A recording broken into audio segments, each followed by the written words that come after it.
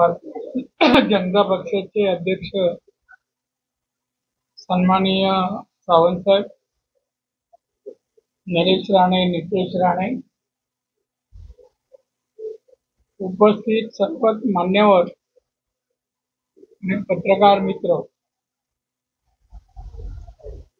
काल सिंधुदुर्ग जिल्ह्यामध्ये मालवण येथे दुर्दैवी घटना घडली। ती म्हणजे मालवणमध्ये राजकोट किल्ल्यावरील छत्रपती शिवाजी महाराजांचा भारतीय नौदलाने उभारलेला पुतळा कोसळल्याची दुर्घटना घडलेली आहे। ही बातमी सर्वत्र पसरली। ही घटना अतिशय दुर्दैवी होती। हा पुतळा 8 महिन्यापूर्वी माननीय पंतप्रधान नरेंद्र मोदी साहेबांनी या पुतळ्याचं अनावरण केलेलं होतं आणि ऐन पावसाळ्यात हवामानही होतं जोराचं आणि त्यामुळे हा पुतळा कोसळलेला आहे। मी यामध्ये कोणावर आरोप दोष देण्याऐवजी हा पुतळा ज्यांनी बांधला त्याचे असलेले टेक्निशियन, सर्व बांधणारे लोक, त्या सर्वांची चौकशी व्हावी आणि नक्की कशामुळे हा पुतळा कोसळला त्याचं कारण बाहेर यावं आणि मग त्यांच्यावर कारवाई व्हावी अशी माझी आणि सर्वत्र जनतेची इच्छा आहे। यावर निवडणुका समोर आहेत म्हणून काही विरोधक याचं भांडवल करतायत। या जिल्ह्यात त्यांना भाजपवर आरोप करण्याजोगं किंवा टीका करू शकतील असं कोणतेही कारण भेटत नाही आणि म्हणून माननीय छत्रपती शिवाजी महाराज यांचा पुतळा कोसळणं हे निमित्त करून सगळेजण, शिवसेना उद्धव गट, शरद पवार राष्ट्रवादी गट आणि काँग्रेस हे सगळे मिळून एकत्र येऊन टीका करतायत। या जिल्ह्यात पुतळा तयार झाला, मालवण जिल्ह्यातली लोक नतमस्तक झाली महाराजांसमोर, पण आज आलेले सगळे बाहेरून पुढारी गेल्या 8 महिन्यात महाराजांच्या पुतळ्यासमोर नतमस्तक व्हायला आले नाही, दिसले नाही। याच्यातले एक तरी राष्ट्रपुरुषाचा पुतळा कुठे उभारला?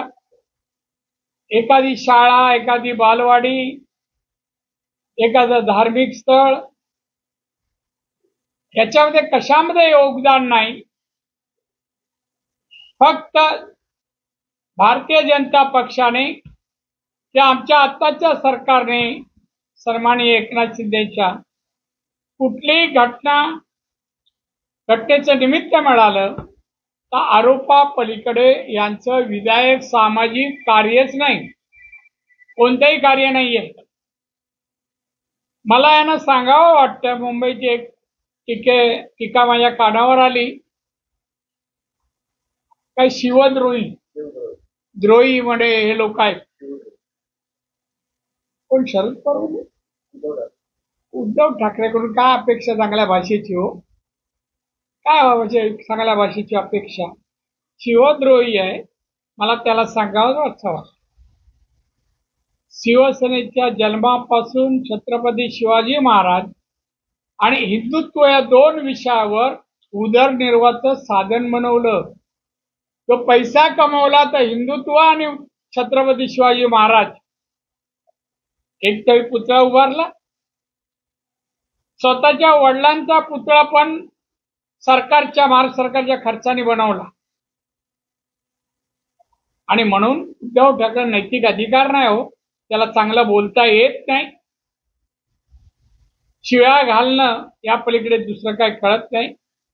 आणि त्यामुळे आजची त्यांची जी टीका आहे या महाराष्ट्रातली जिल्ह्यातली जनता ओळखते आहे की भारतीय जनता पक्ष असो या आम्ही या जिल्ह्याचा कायापालट आणि विकास जो झाला सामाजिक आर्थिक शैक्षणिक आणि रोजगार निर्मितीचा तो अन्य कोणीही केलेला नाही.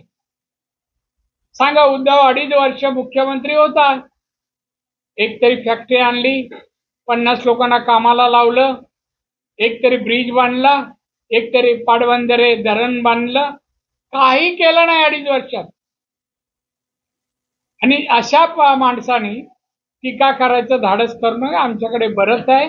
पण महाराजांचा पुतळा कोसळला ही दुःखदायक घटना आहे आणि म्हणून आम्ही कोणतंही राजकारण न करता आमचा आता एकच हे आहे की परत पुतळा लवकरात लवकर उभारणं आणि त्यासाठी आमचे प्रयत्न असतील. आणि दुसरं म्हणजे हा पुतळा कोसळला त्याचं निमित्त जे कोण जबाबदार आहेत त्यांच्यावर कारवाई.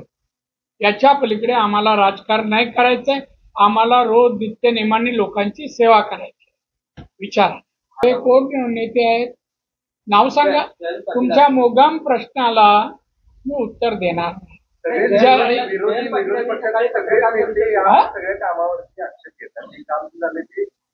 सगळे म्हणजे कोण हो? कुठे होते ते? गडचिरोली ते तुम्ही कधी एखादा पुतळा पाहिला महाराजांचा? त्यांची नावं का घेता तुम्ही? तुम्हाला काय माहिती आहे निधी ह्याच्याबद्दल, वडेट्टीवार बद्दल, पाटील बद्दल?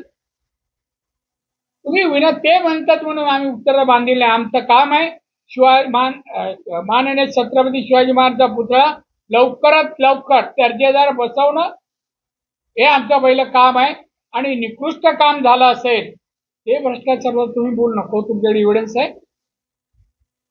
काय त्यात भ्रष्टाचार होऊ शकतो? पुतळा कितीचा, पीडब्ल्यूडीने खर्च किती ब्युटिफिकेशनचा केला, उगा ते बोलताना आम्हाला विचारलं मग कशाला पळाले? मग बोला. तर आज तो त्या ठिकाणी पाहणी करण्यासाठी आपण आपल्या कुठलं माध्यम आहे? मग वाक्य पूर्ण करा मराठीत. आम्ही पाहणी करायला गेलो, पाहणी करून आम्ही परत येत होतो. दोन्ही गटाकडून आमच्याकडून काय झालं नाही. ते लोक अंगावर आला, आमच्या काही लोकांना वाटलं ही नेमकी लोक आहेत. आणि मग सांगितलं आम्ही आमच्या जागेवर उभे राहणार, त्यांना दुसऱ्या रस्त्याने जाऊ. आम्ही तेवढंच केलं, आमच्याकडून काय झालं नाही. आज विरोधकांकडून कुठेतरी जी पवित्र इमारत आहे त्याच्यावर दगड वगैरे टाकण्याचा, हे करण्याचा, तटबंदी कोसळण्याचा प्रयत्न झाला. याच्याकडे तुम्ही कसे पाहता? ठाकरे शिवसेनेकडून मोठ्या प्रमाणात कशा स्वरूपात पाहता तुम्ही? पाहिला ना मी कसं पाहतो. सांगितलं इथून जाऊ देणार नाही. पवित्र छत्रपती शिवाजी महाराजांचा पुतळा कोसळला, त्याचा भाग खाली आहे, त्याच्यावर दगड पडले आहेत.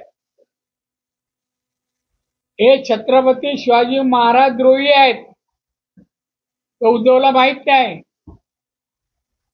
त्यामुळे त्यांनी नको ठिकाण त्याच्या टीकेला मी मानत नाही हो. हिंदुत्व करत होता आणि काढले आणि आमच्या लोकांनी बसवलं. ह्याच मुद्द्यावरून महाविकास आघाडी 1 सप्टेंबरला मुंबईमध्ये मोर्चा काढणार आहे. दुसरं काय करणार? त्यांच्याकडे काय आहे? रिकामटेकडे लोक आहेत, काय करणार? मोर्चा काढायला काय लागतं? आता इथले आता हे ओले झाले झेंडे त्यांचे सुकवतील आणि पुढच्या ह्याला तेच घेणार. अरे कसले तो उद्धव ठाकरे 2.5 वर्षात काय केलं? आता शरद पवार रिटायरमेंट नंतर पण परत त्याला पाहिजे आता मराठा आरक्षण. 4 वेळा मुख्यमंत्री आरक्षण देऊ शकले नाहीत. ते केंद्रात मंत्री होते, आरक्षण दिलं नाही. त्यामुळे या सगळ्यांचे आहे ना फक्त भाजप, शिंदे, अजित पवार यांच्या युतीला विरोध. महाविकास आघाडीकडून मुद्दामून आजचा प्रकार घडवण्यात आला. मुद्दाम हेतू पुरस्कार असं तुम्ही हे करा, लीड करा आमच्या वतीने. मात्र तो त्याच्यावरती टीका करतो. आदित्य ठाकरे स्वतः म्हणतात की तुमच्यामुळे हे सगळं राहिलं. माझ्यामुळे काय राडा झाला? अरे शिवसेनेने राड्यामुळे शिवसेना नावावर रुपाला आली. हे त्याला काय माहित? तो शेंबडा होता तेव्हा. त्याला काय माहित शिवसेना उद्धवला तरी काय माहित हो? तेव्हा सुरुवातीला नव्हते ते. कारण स्मारक कोसळल्यानंतर अनेकांच्या हा? भावना शिवरायांचं स्मारक कोसळल्यानंतर अनेकांच्या भावना आता दुखावलेल्या आहेत. पुन्हा एकदा उभारण्यासाठी आता कशा पद्धतीने तुम्ही प्रयत्न आता सगळेच करता? मी आता सांगितलं हो, तुमच्या भावना दुखावल्या आपल्या पुढारीवाल्यांच्या. नाही, सर्व उगाच भावनिक बोलू नका. या जिल्ह्यात केलेलं काम आम्ही बघा आणि आज आलेल्यांचं काम 1% आहे का? आज आम्ही काय नाही केलं. या जिल्ह्याचं मी आलो त्या 35,000 पर कॅपिटल इन्कम होता. आज 2.5 लाख आहे. इथे शाळा, कॉलेज, रिझल्ट आताचे येत आहेत ना, ते आम्ही केले. इथे इंग्लिश मीडियम शाळा प्रत्येक तालुक्याला आहे, इंजिनिअरिंग कॉलेज आहे, मेडिकल कॉलेज आहेत, हॉस्पिटल आहे, काय नाही आहे. वृद्धाश्रम आहे. हे सगळे रिटायर झाले ना, ते आज आले ते वृद्धाश्रम बांधून ठेवलाय. मग